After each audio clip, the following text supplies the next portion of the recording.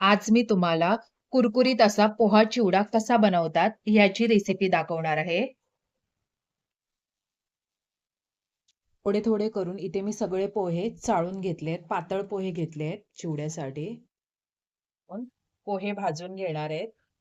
असं झारा घ्यायचा, झाऱ्याने पटकन पोहे परतायला भेटतात.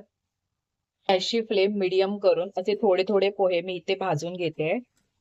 10 मिनिट्स भाजून घ्यायचे व्यवस्थित. थोडे थोडे करून इथे मी सगळे पोहे भाजून घेतले. ते गरम झालं त्याचं मी यात एक मोठी वाटी शेंगदाणे घेतले. असे लालसर रंग येईपर्यंत परतून घ्यायचे. शेंगदाणे तळून झाले तसे मी आता हे व्यवस्थित गाळून घेणार.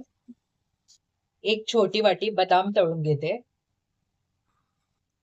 इथे हे एवढा रंग होईपर्यंत बदाम तळून घेतले. एक वाटी मी छोटी काजू तळून घेते. एवढा रंग झाला तसे मी हे काजू तळलेले काढून घेतले. 1.5 वाटी चणा डाळ मी थोडीशी भाजून घेते. ही डाळ तळून घेतली आहे.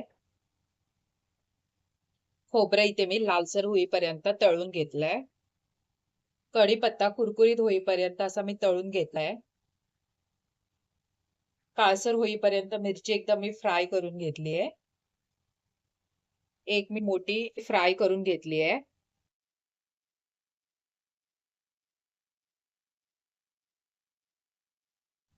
आता मी यात 4 चमचे मोहरी, 2.5 चमचे जिरा याची फोडणी देणार आहे. मोहरी फडफडली तशी मी आता गॅस बंद करून घेणार. मी अर्धा चमचा हळद ऍड करणार.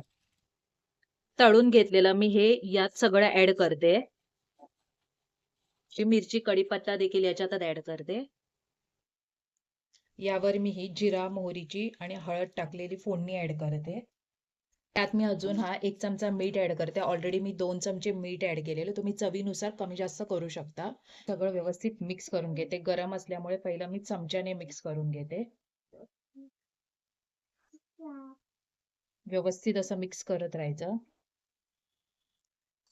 थोडं थोडं करून असं मिक्स करत राहायचं. आता तुम्हाला कोरडं वाटतं पण थोड्या वेळाने बघू शकता एकदम व्यवस्थित मिक्स केल्यावर बरोबर त्याला हळद लागलेली दिसेल. यात मी हे वरून थोडेसे किसमिस ऍड करते. मी 2-3 चमचे पिठी साखर ऍड करते. कुरकुरीत असा पोहा चिवडा बनवून इथे रेडी आहे. ही रेसिपी तुम्हाला कशी वाटली? आवडल्यास नक्की लाईक, शेअर आणि कमेंट करा. Thanks for watching.